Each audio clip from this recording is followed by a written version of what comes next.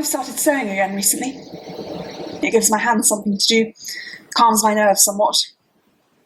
Not that I have anything to be nervous about, but one hears things. Violence. Not around here. It is a respectable area after all. It's been quite a trip in the past, the sewing. I worked a few years in a lovely little clothing shop in the centre of town.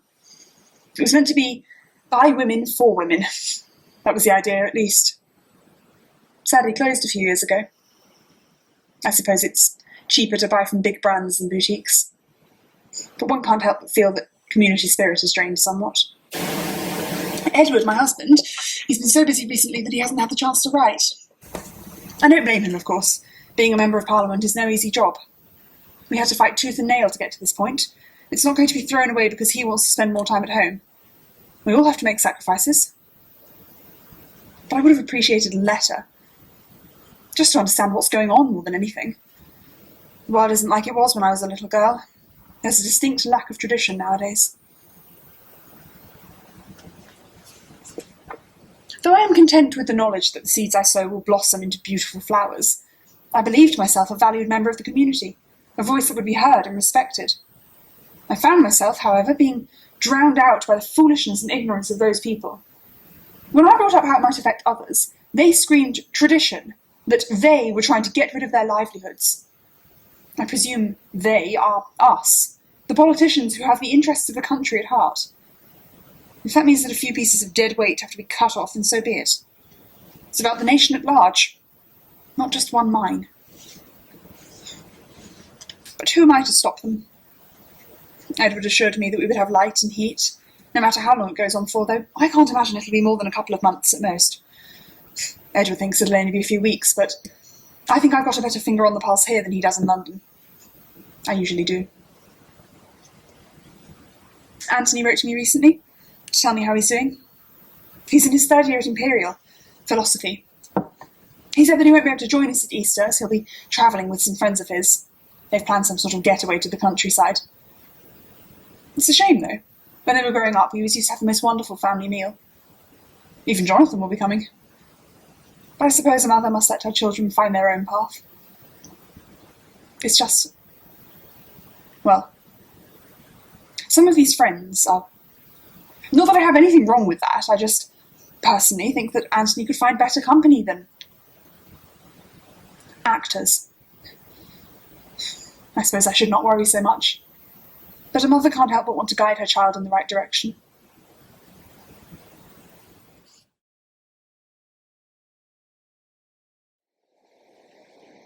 When I tell people about my job, they tend to think I hate it.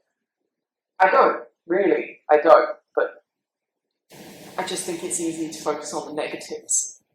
There aren't exactly many big wins when it comes to the local council, especially when the only reason you have a job is because your boss is friends with your granddad. Was. And Donna tells me I have to make my own victories, but I think that's easier said than done. Compared to what she does every day for a living, I haven't really got a right to complain, I suppose. The funeral was last Sunday. Granddad's. There are a lot of people there. I suppose he was a pillar of the local community. It's mainly war friends, people from his mining days, but there are a few people from the union and the mayor's office as well. It was a nice send-off. He would have liked it, I think. We lost touch after Dad moved us to the town centre. When I asked him why, he just said, "We're not miners anymore." That was that. Granddad stayed behind. I don't blame him. It was the house he grew up in, the street where his friends lived. I never really fit in with people. Donna's the only person I've ever really connected with, and that's because, well, I suppose you could call us childhood sweethearts. And Anthony. I'd almost forgotten about him. We were good friends back in college. Sort of started drifting apart afterwards. He went around Europe for a year. I went to university. If he's back for Easter, I might try and catch up with him. Writing's been going really well recently. Don't know what it is, but I've been full of ideas. Probably should have been working, but you've got to strike while the iron is hot. Not that I'm ever going to show anything that I've ever written to anyone. I may have done English at university, but I am no author. It was always a dream of mine when I was younger, but there were expectations. I was never pushed into anything. Dad never forced me to do anything I didn't want to do. But whenever I would suggest something for the future, it was always too risky or too intellectual for me. I was told to find a stable job. There's a legacy my granddad built, and I have to uphold it. For the miners. Because if we don't stand with them, no one else will. That's a slogan party uses in the area. It's true though. Closing the mines didn't exactly go over well. I wanted to get some more right again, but I had to leave early before the cleaner comes round. She just goes on and on about her kids. I love my kids, but sometimes they drag me up the wall. I swear I was never as messy as they are. They get that from their dad. Which is obvious when you put them all in a room together. Dirtier and happier than a pig in, you know. Every time we run through a room, it's like storms blowing through. It was even worse when he had got back from a shift. Surprised they never mind him, the amount of dust he was covered with. Reminds me of my dad. Well, my whole family really. Parkers have all been miners. If I was a boy, I'd have been one. To be honest, I don't actually mind the cleaning all that much. It gives me a bit of peace and quiet, especially when I'm out here. The kids know better than to disturb me when I'm hanging the washing up. Sometimes I pretend to hang things up that are already dry just to get away for a bit. The kids don't know any better, and neither does Owen. Only when Sophie's asleep, though. Otherwise, I have to carry her everywhere. Benefits of having a newborn. Owen's doing well at school. His teachers tell me he's very quiet but very intelligent for his age. I said that's news to me, let me tell you. He's a little terror when he's at home. That's Owen the young one, not Owen my husband. Can't tell the difference most of the time though. I wouldn't be angry if he just came home on time. Every day lately he's been coming back later and later. You'd think someone on strike would spend more time at home, but he's always, as he calls it, discussing tactics with the other miners. I said if he's using words like that, he ought to be doing something other than mining. Go back to school for a start. Tactics. Tactics like... He's angry. We're all angry. I just think we can try to make things a bit better for the kids is all. They can tell though. They know something's going on. I always used to take him with me wherever I went, but how can I take kids to the picket line? At least they have fun making banners or soup, even if it does always end in a mess. We were going to the shops yesterday and we saw Mr. Woods. Me and Owen didn't think he ever left his house, but there he was. He taught Owen everything he knows about mining. He's always been a friend to the family. He's been through a lot, bless him. His wife passed away some time ago and his sons are all grown up, so they aren't around him all that much anymore. To top it all off, his friend Mr. Moore passed away a couple of weeks ago. He was a good one too. Still cared about us miners, even after he became mayor. I should get a move on, start making tea. I've taken a job cleaning one of those offices in town, just to support us during the strike. Owen had best be back soon so I can get ready. It'll be his own fault if his tea's cold.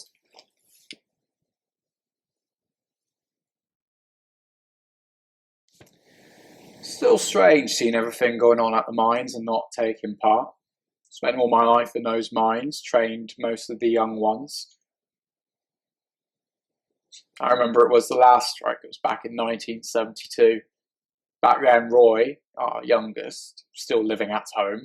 It was a couple of months before he met his wife.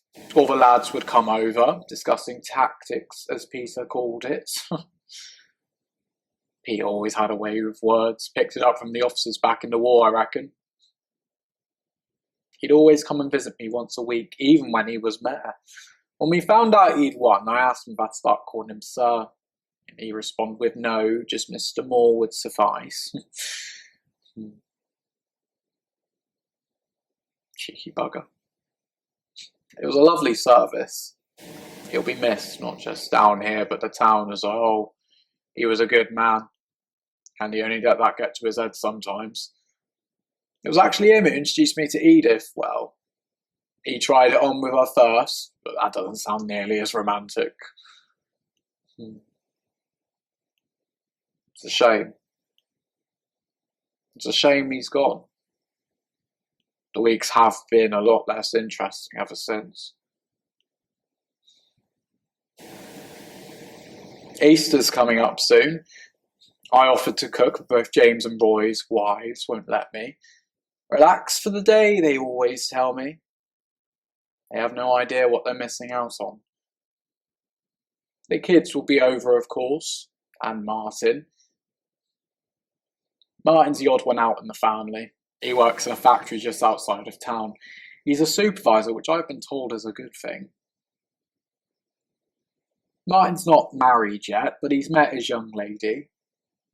What's her name? Jean, that's it. JJ, Jean the journalist.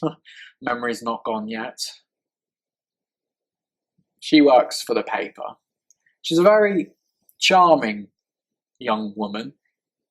Very modern. I'm just hoping that once they get married, Martin will be part of the family again. It'll be nice to have another person come over and visit. That's not to say nothing's happening. I'm still doing my bit for the strike, even if I can't really, take part.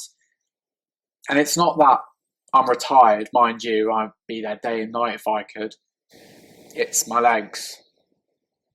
But I'm still doing what I can. When the mothers don't want to bring their children to the picket line, they drop them off here. They're more than happy to run around in the back garden, especially the miller's lot. Reminds me of James when he was their age, what Edith told me about him. When James was born, I'd been deployed for France in '39. I didn't get too many chances to visit home, and when I did visit, it wasn't for very long. I think I had the letters somewhere. Maybe Edith can... Never mind.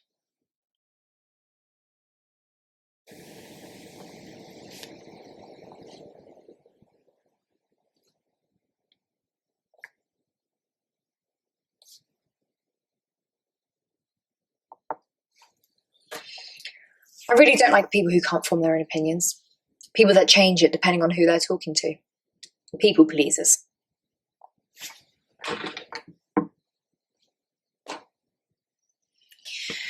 Specifically, I'm talking about Mary. She's one of the office secretaries.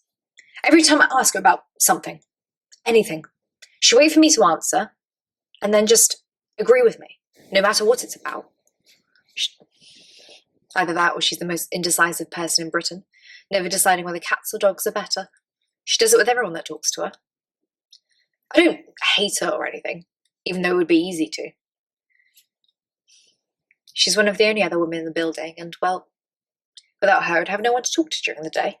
I don't think the men particularly dislike me. They just don't know how to talk to me. They're probably scared I'm going to start burning my bra if they start making conversation. They're the nice ones, though. The others just ask me to make them tea or coffee if I walk past them, like I'm their personal maid, or... It doesn't bother me, though, what they think. I'm just as much of a reporter as they are. In fact, more than a few times, I've gotten the headline over some of them. That's all I can do, really. Still, I'm doing what I love. I worked my way up from the very bottom to where I am now. It took me 14 years. And I'm not the kind of person to just throw all that time and effort away, even if it can be hard sometimes to be heard. Growing up, my mum was, well, selfish. It's the only way to put it, really. Everything I did was in comparison to her. She controlled my clothes, my makeup, who I saw, even what I did with... When I was 16, I left and moved in with my Aunt Liz. She's made me the person I am today, and I'm happy with who I am.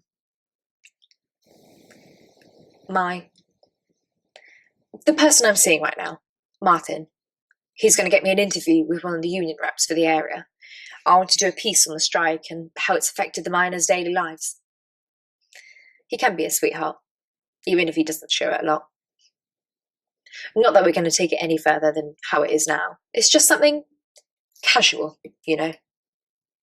I don't really see myself as wife or mother material. Not right now, at least. There's still more for me to do here.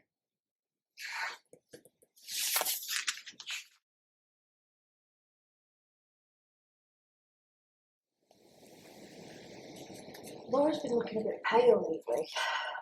Started noticing after her birthday back in June, and I know it's only been a month, but I can't help but worry. It's because she's not eating properly. None of us are. But how can we when the only money we've got is a bit from the unions and a bit from me cleaning a few offices? I'm still for the strike. Of course I am. We'll keep fighting no matter how long it takes. But how long will it take? How long till the violence gets worse? Till kids have to grow up without their dads? I don't know. I don't think anyone knows. Not Thatcher. Not Scargill. Not Owen. It's getting harder for him to smile. Even around the kids. I don't know who invented summer holidays, but they obviously weren't a parent. 2 of them I could handle, but 3! It's like a nightmare sometimes. You'd think they were all newborns the way they're always shouting. At least Laura and Owen like to play with Soph while I'm making their tea. I wish my brothers had been like that. Little devils they were, all of them. Mine is now, of course. They've all got it tough. I've been trying to get more hours cleaning those offices, but all they've got are night shifts. It's like being in school after everyone's gone home. Not that I spent any more time in school than I had to. After I turned 15, I did odd jobs about town to make some money for myself. I had 5 younger brothers and Mum took care of the house full time, so it wasn't like there was any money to spare. Thought I'd do my part for us. I suppose that's why I don't mind doing the cleaning. The jobs no one else wants to do. That's how I met Owen. Not cleaning. I was filling in at one of the pubs for a girl who'd got pregnant. We practically grew up together, but we hadn't really spoken to each other for a few years at that point. He was a proper flirt back then, telling me how beautiful my eyes are. Now, well...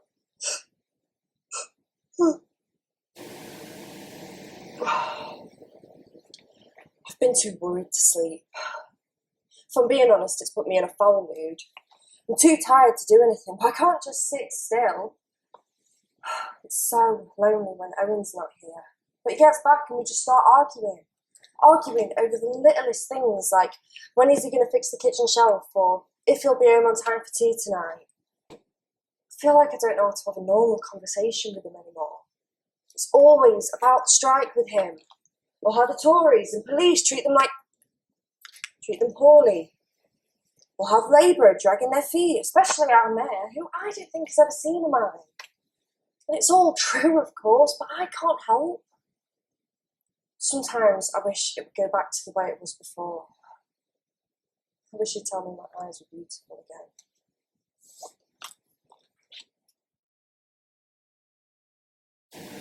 It has been recommended that all party members refrain from commenting on the ongoing difficulties within the mining community, particularly any that would indicate the Labour Party's support for the actions being undertaken by the NUA.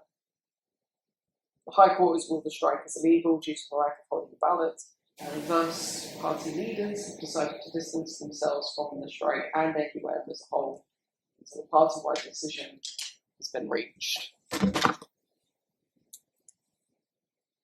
Betrayal is the only word for it. I thought we were meant to be party of the people, the ones who would stand for the working class when no one else would. I'm not even a politician, and I feel like I've lied to them, lied to the families that are relying on us. I thought I would at least do some good in this job. Even if it wasn't what I wanted to do, I would at least... Even the paper isn't happy, and they've been against the strike since day one, calling us turncoats, criticising Labour for taking too long. I don't know how Donna does it. I mean, it's not like she doesn't get upset. Some days she gets back. But then the next day, she's right back to it. She's let herself become distant from it, in a way. She's been very busy recently. Out on hours as well. I feel like we're only walking past each other. It's been difficult. I don't exactly have many friends here, and I'm probably the youngest person in my office by about 15 years. That being said, I did manage to speak to Anthony again over the summer. He looks well, says that he's figured out a lot about himself, about the world, wants to go into politics, stay down in London, following his father's footsteps.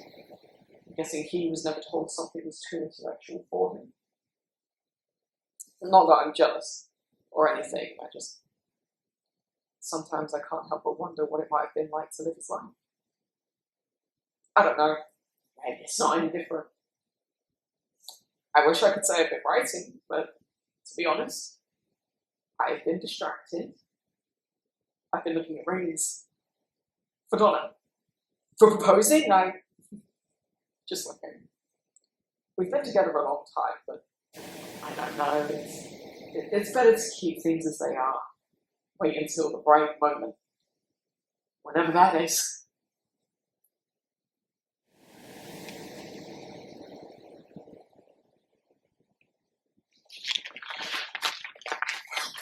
I was hoping it'd stay warm for a bit longer. Cold's not good for my legs, never has been. I swear it gets worse every year. Getting old is a funny thing. At first it's so slow you barely notice it, and then the next day everything aches. I still remember going to the dancing halls with Edith when we were younger. This was before the war, of course. We'd go from when I got off work until closing time just so we could spend as much time together as possible. I'd do anything to see her again. It would have been our 45th anniversary at the end of this month. Instead, in January, it'll be 20 years since she passed. She was ill. There wasn't anything they could do for her. It was peaceful. At least I got to speak before she. But there's still so much I wish I could tell her.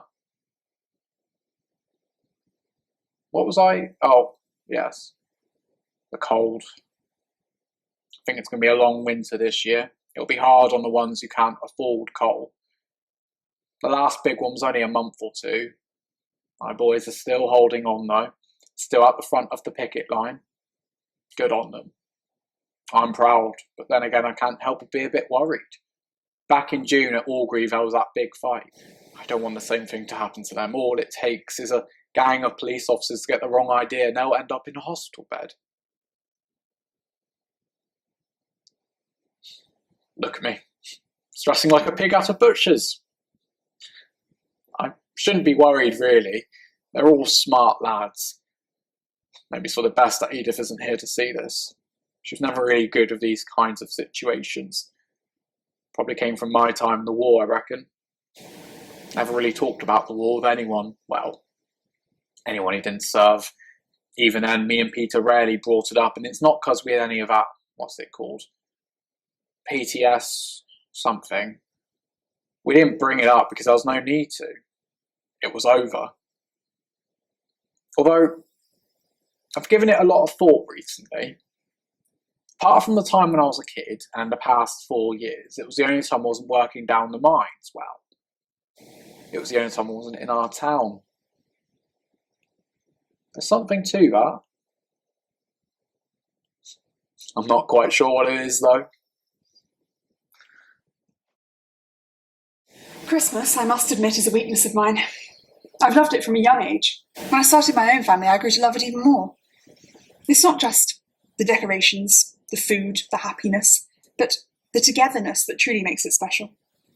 The town centre is lit up, carols are sung, the community comes together. Truly a wonderful celebration. Edward is finally going to be home. He promised at least 2 weeks, and Anthony will be coming with him. He's been working in London alongside Edward, learning the ropes. I'm going to buy him a nice briefcase for Christmas, as well as a new tie. I plan to get Edward a lovely pair of silver cufflinks. And Jonathan, I still need to think about what to buy him. It's not a problem though, there's still plenty of time. Jonathan's always been a bit, well, distant is the word I suppose. He wasn't a badly behaved child. Edward and I made sure to teach him proper etiquette, and he went to the top school in the area. In fact, sometimes he could be rather quiet, but I think that's a sign of great intellect. He was my first child, so I could be rather protective at times. We wanted I wanted him to understand the work that his father does, hoping that he'd follow in Edward's footsteps. I fear I treated him more as a junior politician than a son, unintentionally made him feel. Perhaps a watch. Yes, a watch would be nice. He works in banking, so it'll be appropriate. I've always kept and sorted my letters. I have more than 24 boxes, all of the letters from a year, sorted alphabetically by sender and date received. I like to look through them sometimes, remember what the year was like, even if only from the perspective of someone else. Nothing is more exciting than attempting to work out what I'd said to this person in the previous letter. The answers are all there, so it becomes a puzzle whether I can decipher the questions I asked. It's like a crossword, only one can't ask for help from others. I suppose it can be a rather lonely game at times. The reason I keep all of the letters, however, is simply so that I have a record of them. The written word is like a memory. To throw it away carelessly would be to let the past fade. My mother still has all of Father's letters. They helped her tremendously when he passed. That being said, there should perhaps be some individuals kept away from ink and paper, by which I mean most of the so-called reporters for the local paper, specifically that Miss Gibson, who wrote the needlessly negative column on Edward's plans for the constituency. Now she's written about Richard Moore, the jumped-up miner's son planning on standing in the next election against Edward. I should be sending a rather strongly worded letter about her to the paper. Perhaps then they'll stop covering the strike. The illegal strike, I should say, which still appears across the front pages. It's not as if they had any reason to start it in the first place, but now they're only doing it for the attention. Why can't they understand how much their actions affect others?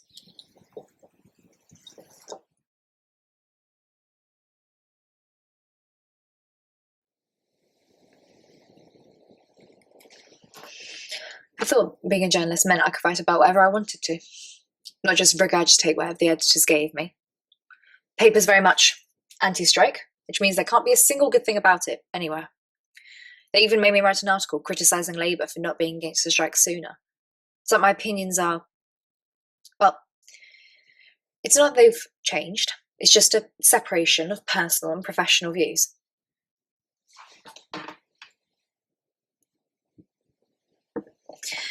Basically, what I'm trying to say is, this sucks. This whole situation.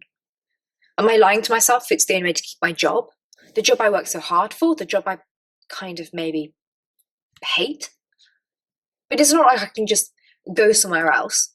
Not only would it take me another 14 years to get to where I am now, but all the papers are saying exactly the same stuff. How dare the miners fight for their right to work? Write an article on the miners, and how hard the winter's been, and how many are struggling to heat their homes. The editor said they loved it. Very insightful. Then, a week later, I see the headline, "Stubborn Miners Freezing Their Children." Suppose I should be used to that kind of thing by now, but it still stings. Aunt Liz says this is the exact time we need to push back harder. They expect you to just go along with what they're doing. They expect women to just follow the orders they're given. She's a bit of a feminist, if you couldn't tell.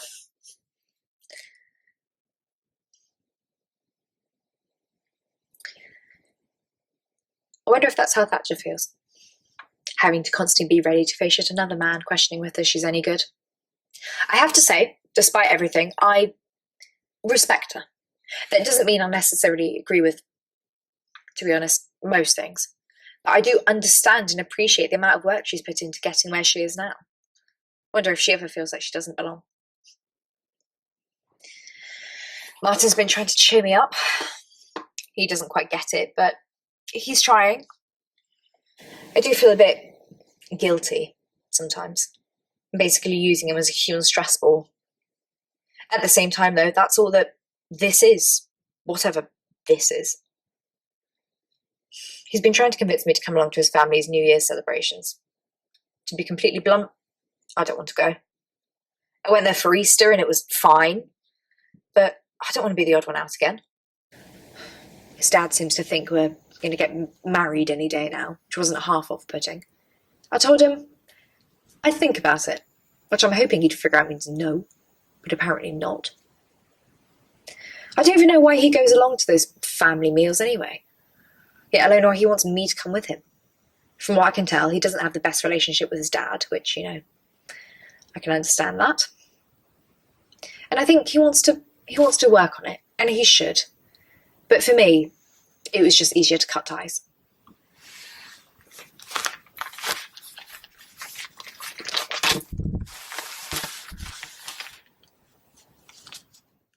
I don't have many regrets, but then I haven't done much of my life. Simple life for a simple man. Maybe I could have done more for the people around me. Recently, I'm not sure why, I've been thinking about Henry.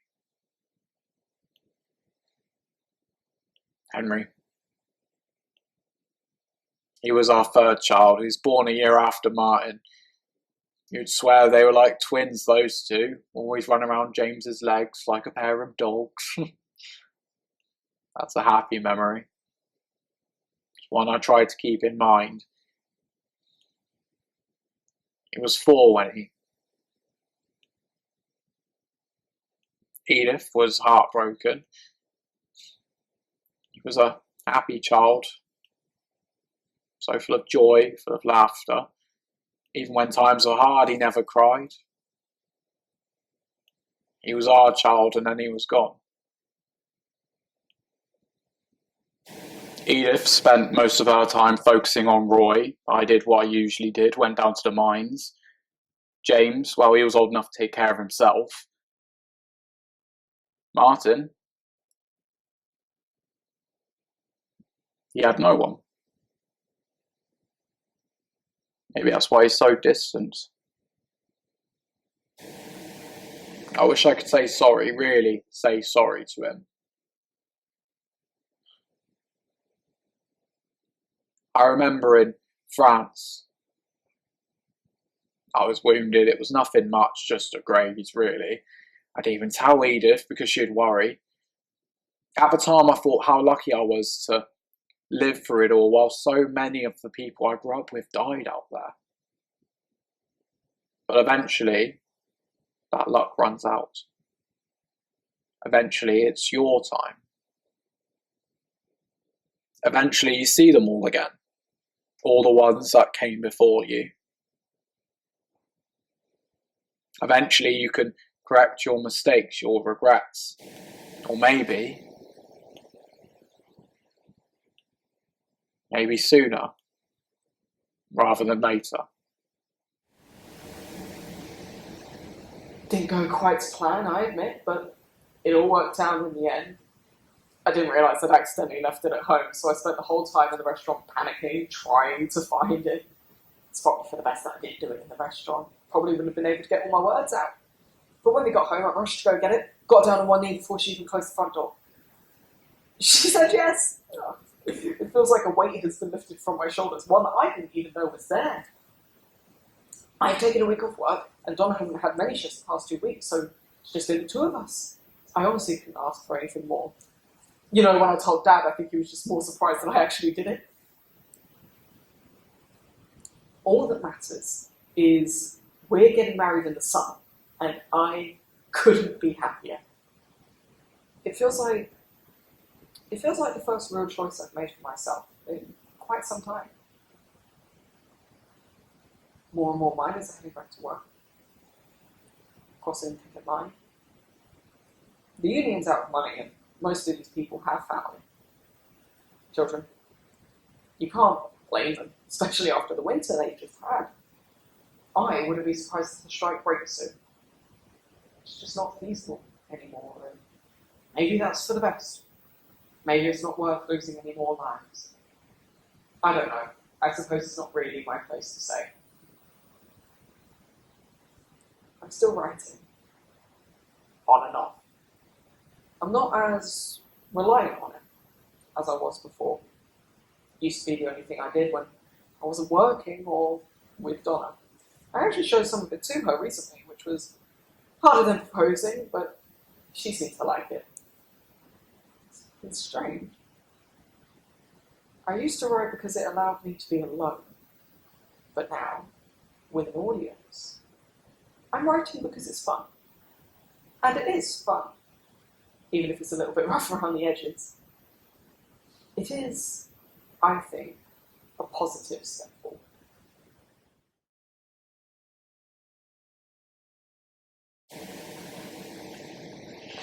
I thought it would be this big moment, the end of the year-long strike. I don't know. I thought maybe society would be shaken to reconsider its way of working. Or maybe that's just what I was hoping for. Instead, they just went back. Some places with a bit more fanfare, admittedly. But for the most part, they just got on with it, back down the mines again. They really did just want their livelihoods back. I'm guessing miners finally returned to work after wasting everyone's time. It's going to be the headline for the next few weeks. Not that it matters to me anymore, what they print. Though, I can't say why yet. They haven't officially signed me on. But I'm sure it'll be fine. They told me I have the job, I just haven't done the paperwork yet. So I handed in my notice last week. And when I told Mary I was leaving, she said she knew somebody that worked for Spare Rib and that she could get me an interview. They must have really liked me because they basically gave me the job on the spot. And now I can finally write about what I want, with a specific focus on women's issues. For the first time in a while, I feel excited to go to work. As for me and Martin, well, he's grieving. His dad passed away recently, and he said he wants to be on his own for a while, which I completely respect. And I thought this might be a good place to end whatever we had going on. It was fun for a while, but we wanted different things. He wanted a family, and I don't know yet. My career is what's important to me. And for my career, I think I might move, go somewhere else. Maybe London. Aunt Liz even said that she'd come with me. She said she's always wanted to live there. But before I go, I want to do an article on the miners and about the people that went on strike, not just the union reps. How they got through it, was it worth it, that kind of thing. I want to talk to the wives and mothers as well, to ask about what they did to help. Wonder if Annie remembers me. She might be a good place to start. But either way, change is coming, for me and the country. And no matter what happens, I'll face it head on. I'll probably write an article about it.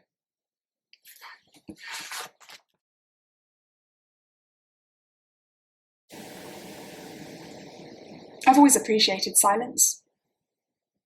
I'm used to being on my own. Not for lack of friends, but simply because it's an important skill to have. To be able to entertain oneself when circumstance means that one is alone. Edward is still in London. Despite most of the difficulties being over, he has very important work to do. Happiness is secondary to success. That being said, he assured me that as soon as he'd finished his current workload, he would leave the rest in Anthony's capable hands and return. Even if there is less silence, I shall be glad to have Edward in the house again. He had to leave very suddenly just after Christmas, so a longer stay is certainly in order. I've already started preparing material for the next election. We work best when together. Anthony's been fitting in very well. Seems that London is very agreeable to him. I can't stand the city myself. He must get it from Edward. When he last wrote, he told me that he loves how free and open everyone is. How people can be who they wish to be. I decided not to tell him how immoral some of those people can be.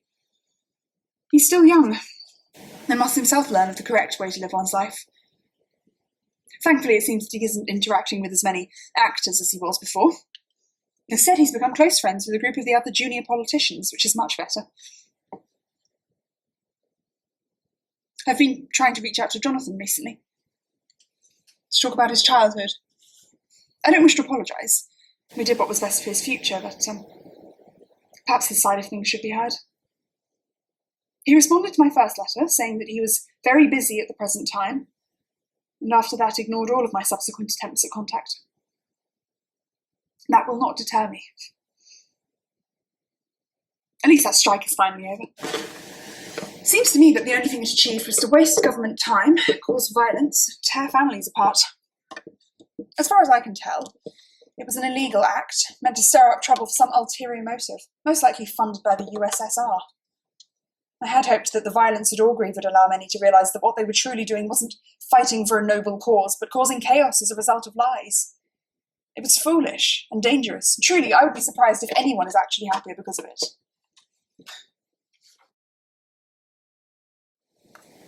First thing I said when he told me the strike was over is that we could have waited 3 more days, make it a full year.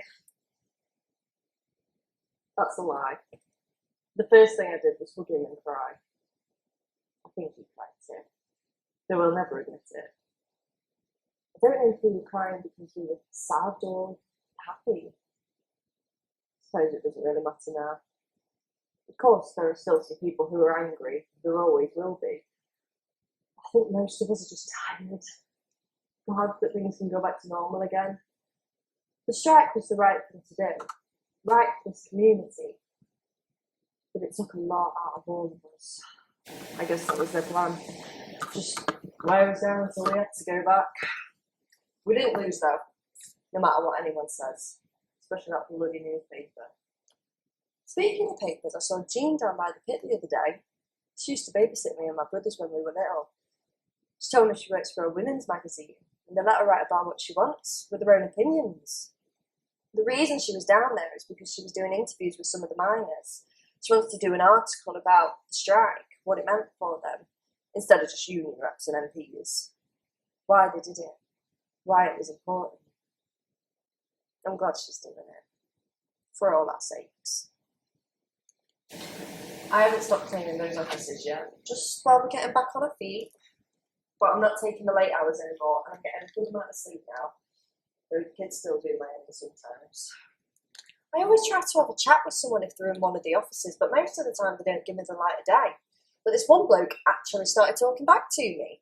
Turns out he's the grandson of old Mr. Moore, bless him. We had a right good talk.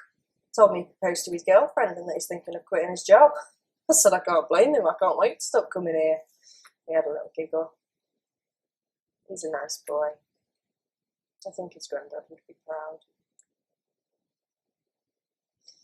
Although, speaking of Mr. Moore, Mr. Woods passed away just last month. It wasn't exactly a shock, he was 70. But I think we all thought he'd make it through to the end of the strike at least. I suppose he did in a way. Not that he could have known. Not that any of us knew. He was a good man. He outperformed me through the years. I almost forgot to say, me and some of the other wives went down to the pit the day the miners went back. That's when I saw Jean. We all went down to give the lads carnations at the gates. Evan asked me why, and I told him it was a symbol to show that you're all heroes. And you know what he did? He put the flower back into my hands and said that I was the real hero. The one who got the family through all of this. And it was then that I remembered why I fell in love with him. Why that year was worth it. He smiled like that.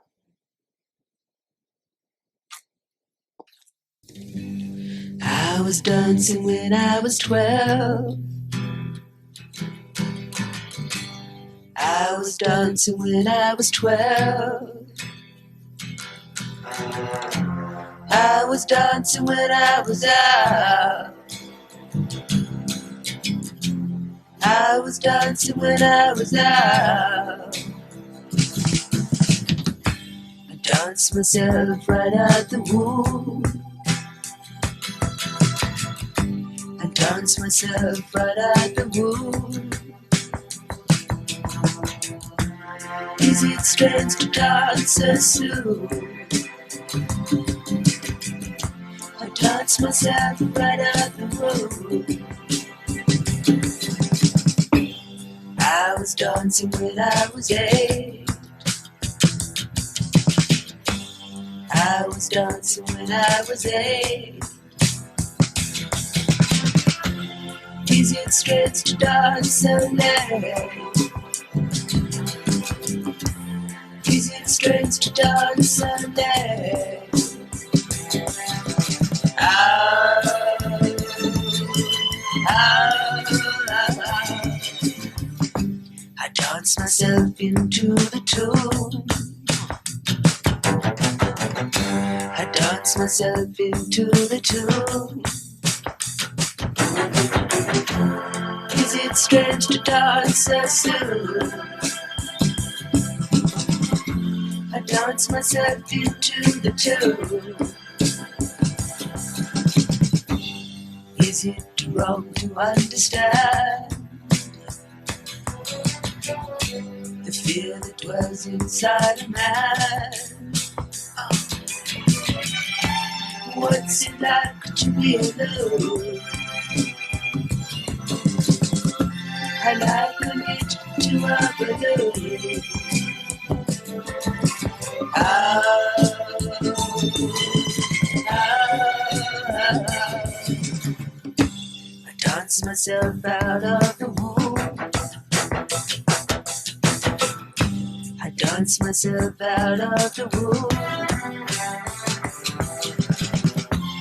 Is it strange to dance so soon? I dance myself into the tune. Again, once more.